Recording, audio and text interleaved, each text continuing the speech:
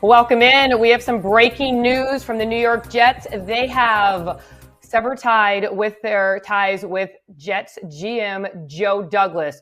6 weeks left of the season. They're in their bye week. And 6 weeks before, they severed ties with Robert Saleh. Now it's Joe Douglas. I'm Jeane Coakley here with Connor Hughes. And Connor, you broke this story. Yeah. On a Tuesday before bye week. I was shocked. I didn't expect this. I expect this at the end of the season. What about you?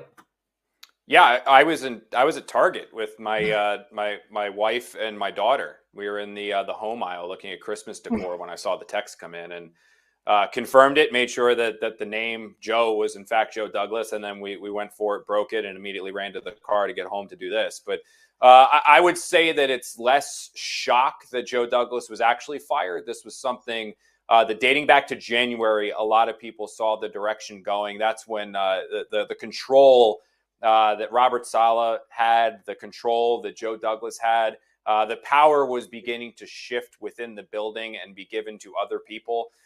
So it kind of felt like it was probably the beginning of the end there. They were helping to salvage it still with Aaron Rodgers and some more talent that they brought in.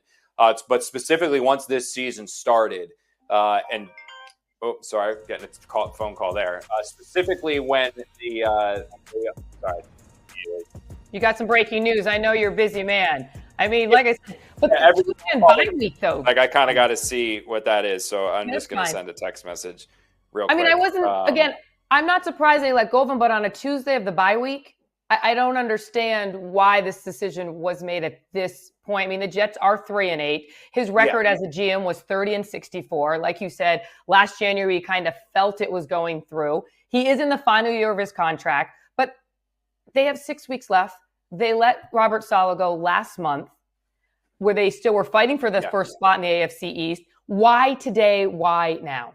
Yeah, so honestly, Jeane, I wish I had those answers because like I said, the shock wave was not necessarily that Joe Douglas is gone. That's not it. Again, it's going back to January. That's when kind of the power that he had, because when Joe Douglas was first brought on by the Jets organization, he was in full and complete control of the team. He was the main driving force when Robert Saleh and his staff were hired. He controlled free agency. He controlled the draft. He controlled the comings and goings.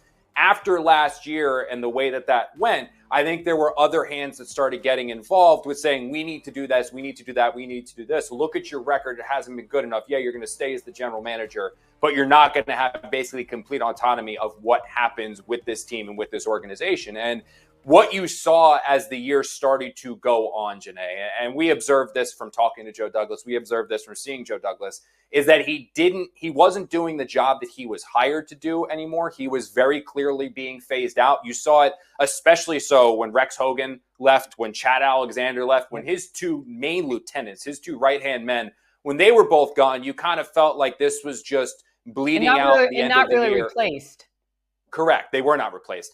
Bleeding out until the end of the year when Joe Douglas was going to be gone as well. And the one surprise, if anything, it's not that Joe Douglas was fired, as one source put to me. It's just that he was done 6 weeks before his contract runs out, because he's a bit of a lame duck general manager. This is the final year of his deal. He's going to get fired and get his contract anyway. He's going to get paid no matter what.